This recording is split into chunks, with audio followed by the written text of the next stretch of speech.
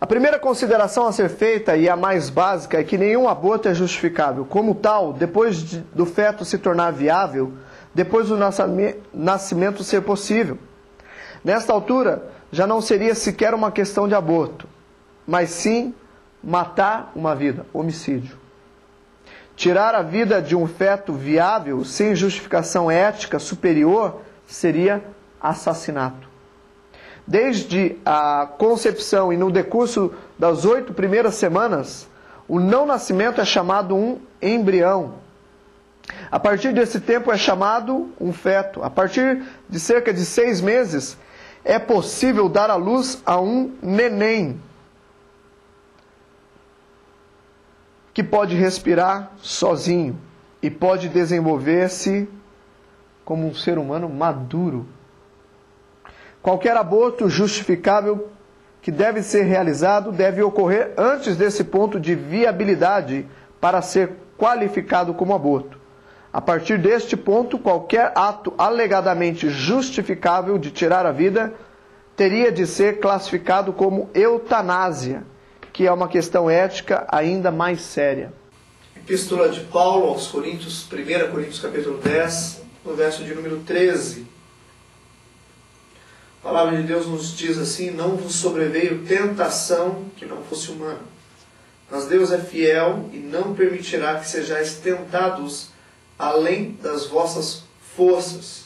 Pelo contrário, juntamente com a tentação, vos proverá livramento, de sorte que a possais suportar. Se em primeira instância você ler o texto apenas por aquilo que temos por tradução e não estudar, você vai bater aqui o martelo dizendo: Paulo está falando sobre tentação, e esta tentação aqui é algo carnal e eu tenho que saber suportar. Não, Paulo não está falando sobre tentação carnal, mas ele está falando sobre provação vinda de Deus. Porque Deus é quem promove tal provação. Aqui a palavra pode ser traduzida tanto como tentação quanto provação. E aqui Paulo está tentando ensinar à igreja que o Senhor é gracioso e nos dará situações que vamos saber lidar com elas e teremos forças para suportar elas, não pela nossa capacidade, mas como o texto diz, proverá. É Deus quem provê. E aí nós aprendemos literalmente que Deus não compartilha a sua glória. E se há momentos de sabedoria na nossa vida, de decisões corretas, que glória há em nós? Se foi Ele que nos ensinou os princípios. Se os princípios são deles. Competência nossa, cumprir aquilo que Ele nos ordenou. Por isso, entre a cruz e a espada, a cruz e o punhal, fiquemos com a cruz e deixemos ela agir por nós. Deixa a Bíblia trabalhar com a nossa e por meio da nossa vida. O que é eutanásia? A eutanásia é o ato de, invocando com paixão, matar intencionalmente uma pessoa. Preste atenção. A eutanásia é o ato de, invocando com paixão, matar intencionalmente uma pessoa.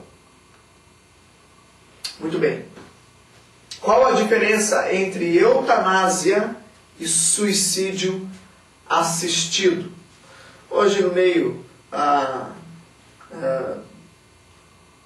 da medicina, os médicos discutem muito esse assunto. É um dos assuntos mais tratados entre os fóruns da medicina.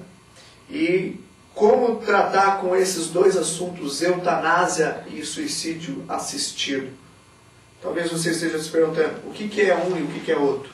A apostila diz aí: usa-se o termo eutanásia quando uma pessoa mata diretamente outra.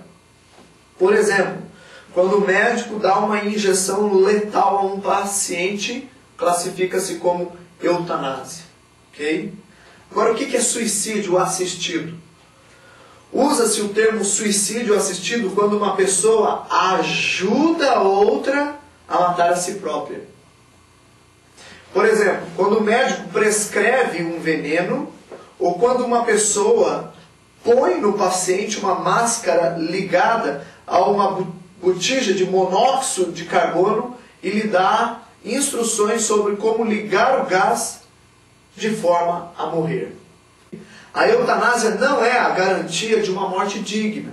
Ao contrário do que se tem proposto, muitos homens no meio médico, clínico, ali têm sugerido a eutanásia como uma espécie de morte digna. Por quê?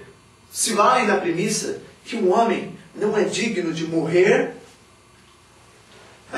de uma forma tal como tem sido a degradação do corpo humano, é abominável para a medicina.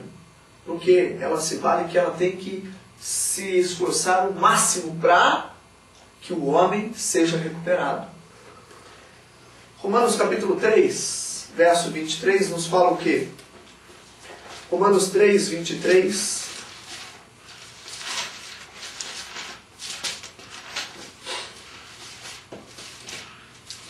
Romanos 3, 23 nos diz o quê? Vivaldo, por favor. Pois todos pecaram e destituídos estão da glória de Deus. E agora Romanos 6, 23. Apenas a primeira parte. Pois o salário do pecado é a morte. O salário do pecado é a morte. Todos pecaram. Logo, todos são dignos de morte, indistintamente, qual seja ela. São dignos, porque o pecado entrou no mundo. E ainda mais, ela é salário, é cumprimento de contrato, é acordo cumprido.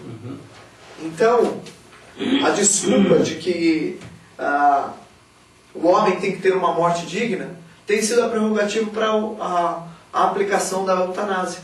O homem tem direito sobre sua vida? Tem direito sobre sua vida? Ele tem direito sobre sua vida? Sim, dependendo de alguns aspectos, sim. O que ele não tem direito é tirar a vida. Por que ele não tem direito de tirar a vida? Ele não proveu. Porque ele não tem condições de prover. Ele não tem condições de dar a vida. Ele não tem condições de dar a vida. Ele não dá vida. Nós só lutamos ali controle de natalidade. Quem dá a vida?